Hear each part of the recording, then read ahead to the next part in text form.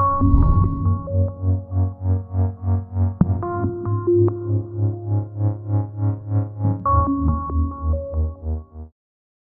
my name is Liz Wiggin. I'm currently in my 4th year studying my Bachelor of Social Work.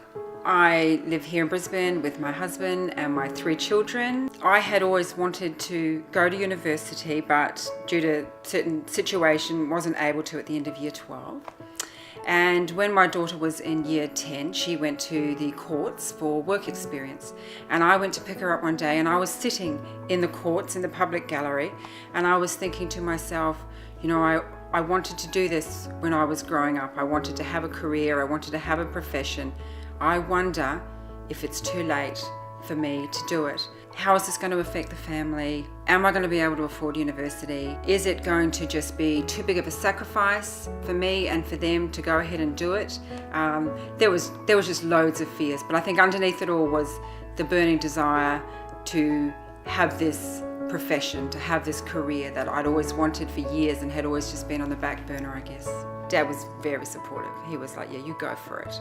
You go for it. Because I was a little concerned, you know, am I too old to do it? You know, Dad's like, well, you know, in 10 years, you're going to be 10 years older, aren't you? Whether you do university or not. So you might as well go ahead and do it. To me, I guess it was like we were starting like a new adventure. Like it was her adventure, but obviously, you know, it was going to impact us. Is she going to be at home? Are we going to have to, because none of us drove, and so I was wondering what that would mean. I remember saying to the kids, okay, you guys are going to have to step up a little more now. You know, there's going to be a few more jobs for you guys to do. I said to my girls, you know, I'm going to need a bit more help around the house. Is everybody up for it? And everybody was up for it. I mean, when push came to shove later on down the track, it was, you know, it was a bit harder and it was an adjustment. But yeah, they all stepped up.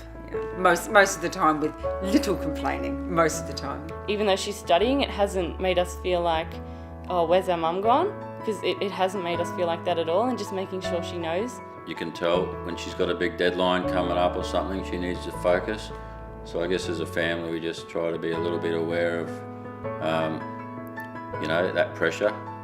You know, and if it just means one of us just jumping in and doing something that normally she would do, we would just try to be aware. I guess that's the main thing. Mum going made it so much easier because, you know, if someone's gone before you, it's a lot smoother and it's a lot easier. She gave me a lot of advice and she really did inspire me, and she works so hard and she gets incredible marks, and that made me think, you know, I would like to strive and try to, you know, aim for the same thing. I was overwhelmed with university because it was new to me, and she really made it a lot easier, and she told me that it would all, you know, you eventually settle in, and it ended up being really helpful.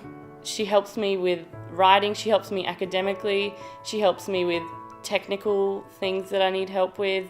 We both understand what we're going through. She's studying, I'm studying. Just having someone else who's going through what you're going through makes it a lot easier, particularly during exam time.